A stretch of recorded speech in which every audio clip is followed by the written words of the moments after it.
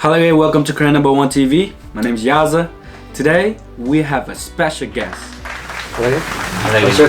General Ner Dah. So I know you are very busy with your schedule, meeting, speech in a different state. So General, how many states have you been visiting? Yeah, I flew to the United States on July 9. Arrived first to San Francisco, and then I went to Arizona. After Arizona, then I traveled to Salt Lake City, and then to New York State, and plus Washington D.C. Wow, that's a lot of places to be visiting. Yeah. You must be tired. Yeah. So we all know Korean people has been fighting for the freedom for the past 70 years.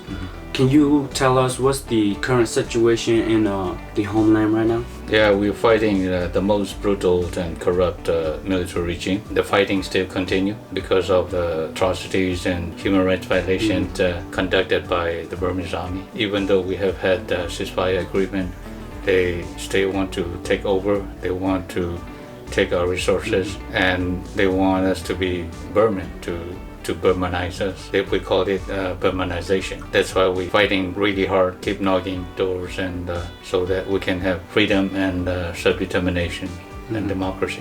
Is there any change at all or any improvement at the current situation here?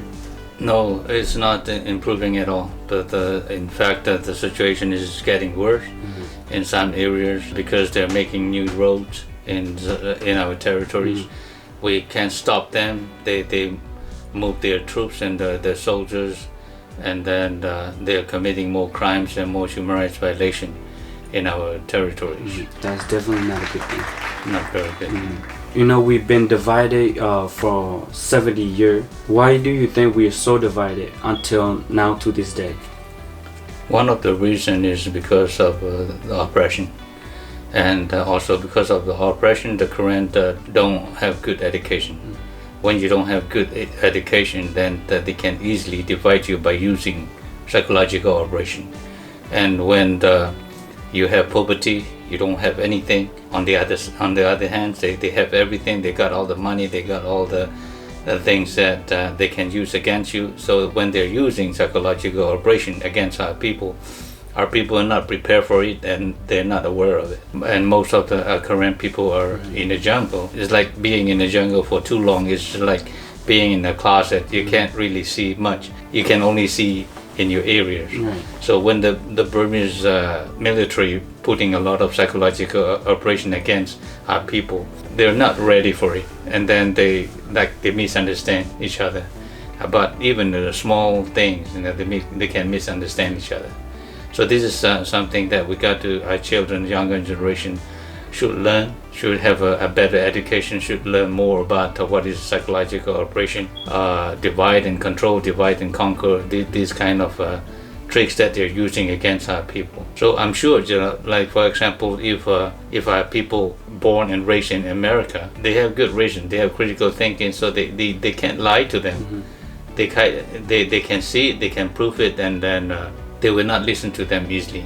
But for people who never go to school, never got a chance to go to school, never had a good education, then they can easily trick them. This is what our people are facing, psychological operation by the Burmese army. That's why sometimes we think we're doing the right thing for our people, but we are following the strategy of the Burmese military.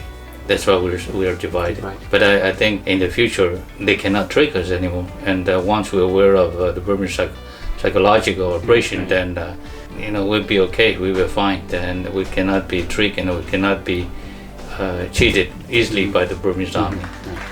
So as for Washington D.C. gathering, I know you met up with the U.S. representative in a private meeting room. Yes. Can you please tell us how it went? We talked to them about the current situation. We share with them.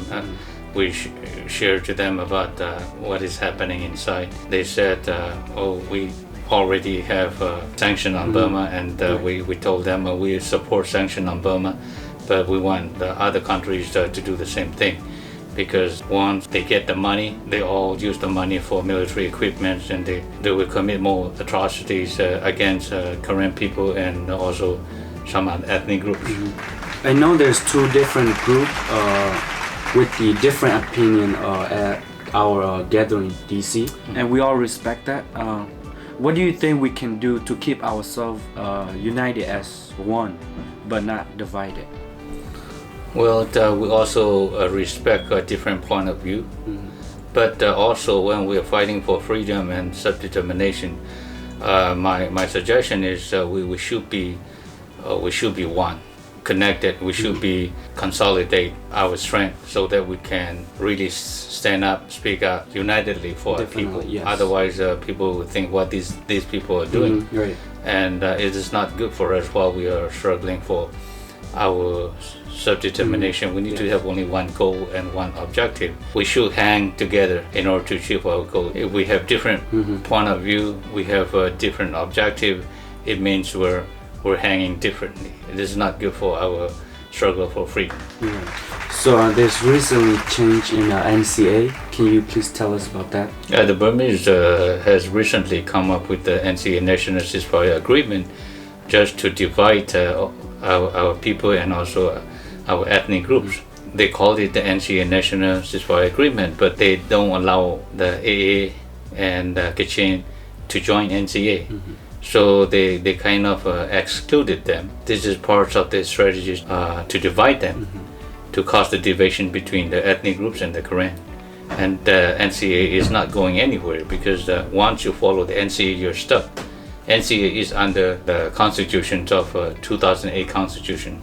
So this is only for the benefit of the military rule and to hold on their power. By using NCA, no one can touch or change the constitution. Wow. Once you touch and change the constitution, you're dead meat.